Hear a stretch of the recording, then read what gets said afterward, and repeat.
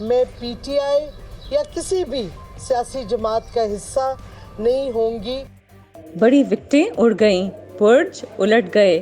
کسی دور میں دوسری سیاسی جماعتوں کی وکٹیں اڑنے کے نعرے لگانے والی پاکستان تحریک انصاف کو اس سے بھی بدترین حالات کا سامنا ہے۔ خود کو پاکستان کی سب سے بڑی جماعت کہنے والی پی ٹی آئی 9 مئی کے بعد ہاؤس آف کارڈز ثابت ہو رہی ہے۔ 9 مئی کو پی ٹی آئی کے مشتعل کارکنوں نے G H Q, corps commander house, Lahore سمیت عسکری تنصیبات اور نجی املاک پر حملے کیے، توڑ پھوڑ اور جلاؤ گراؤ بھی کیا تھا۔ Army chief general Asim Munir نے عسکری تنصیبات اور نجی املاک پر حملے کرنے والوں کے خلاف آئین کے مطابق آرمی ایکٹ کے تحت مقدمات درج کرنے اور فوجی عدالتوں میں کیسز چلانے کا اعلان کیا۔ وزیر اعظم شہباز شریف نے واضح کیا کہ ملک میں نئی فوجی عدالتیں نہیں بنائی جا رہی ہیں۔ 9 مئی کو فوجی تنصیبات پر حملہ کرنے والوں کے مقدمات فوجی عدالتوں میں چلائے جائیں گے۔ پی ٹی آئی چیئرمین نے عدالت کی جانب سے ضمانت کی منظوری اور رہائی کے بعد میڈیا سے گفتگو کرتے ہوئے دعویٰ کیا کہ وہ زیر حراست ہونے کی وجہ سے ان واقعات سے لا علم تھے۔ تاہم انہوں نے یہ بھی کہا کہ اگر انہیں دوبارہ گرفتار کیا گیا تو اس سے زیادہ سخت رد عمل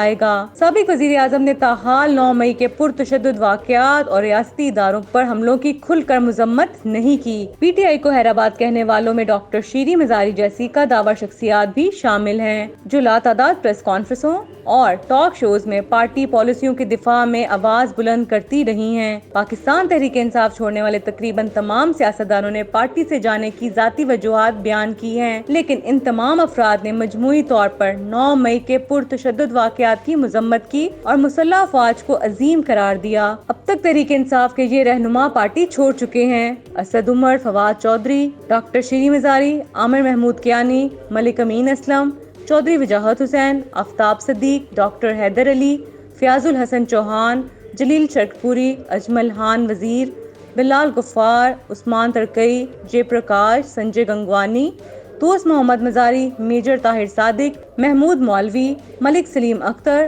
اور حسین الہی۔